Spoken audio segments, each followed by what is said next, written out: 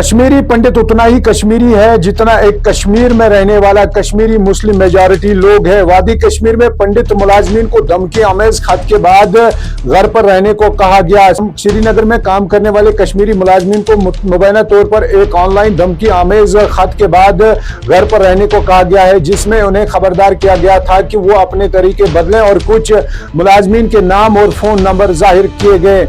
Indian express की एक report के मुताबिक जम्मू कश्मीर हुकूमत ने जुबानी तौर पर महकमों को हिदायत की है कि वो कश्मीरी पंडित मुलाजमीन को काम से दूर रहने और चौकन्ना रहने दे।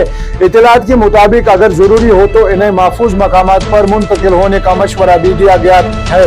ये धमकी खत 31 जुलाई को जनूबी कश्मीर के कुलगाम में ईंटों के भट्ठों पर 2 तारकीन वतन मजदूरों के मारे जाने के तकरीबन एक हफ्ते बाद सामने आया, जिससे वादी में सिक्योरिटी खदशात बढ़ गए।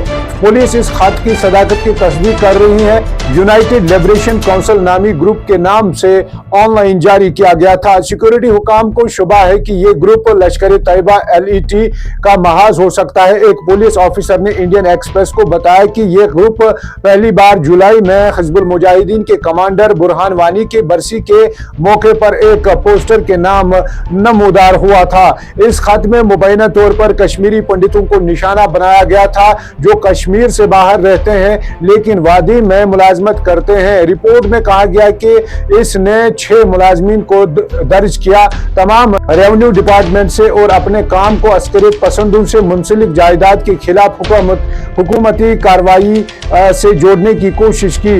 और अगरचे कोई बाज़ाब्ता सरकारी हुक्मनामा जारी नहीं किया गया है। जराये का हवाला देते हुए इंडियन एक्सप्रेस ने कहा कि ज़बानी हिदायत महकमों और ख़ास तौर पर स्कूलों और महकमे को भेजी गई थी, जिनमें कश्मीरी पंडित मुलाजमीन को घर पर रहने को कहा गया था। तकरीबन 6000 कश्मीरी तारकीन वतन ने गुज़श्ता बरसों में वज़ीर आज़म के ख़ुसूसी बहाली और रोजगार पैकेज के तहत फ़वाइद हासिल किए हैं, जिसके लिए फ़वाइद उठाने वाले लोगों को वादी में काम करने की जरूरत है।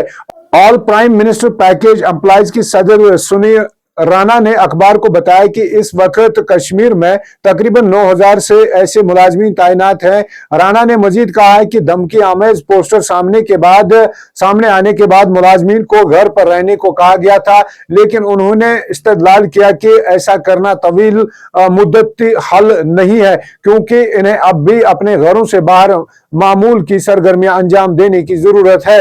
एक सरकारी स्कूल के प्रिंसिपल ने कहा कि मुलाजमीन को इब्तिदाई तौर पर हाजिरी के हवाले से लचक दी गई थी कि इससे पहले कि इन्हें एक तवसी मुद्दत तक घर रहने को कहा जाए, ताकि director of school education Naseer Ahmed Wani ने रिपोर्ट में नकल करते हुए इस बात की तरदीद की कि ऐसी कोई सरकारी हिदायत जारी नहीं की गई है। इनका कहना था कि मुलाजमीन ड्यूटी के लिए रिपोर्ट करना जारी रखे हुए हैं।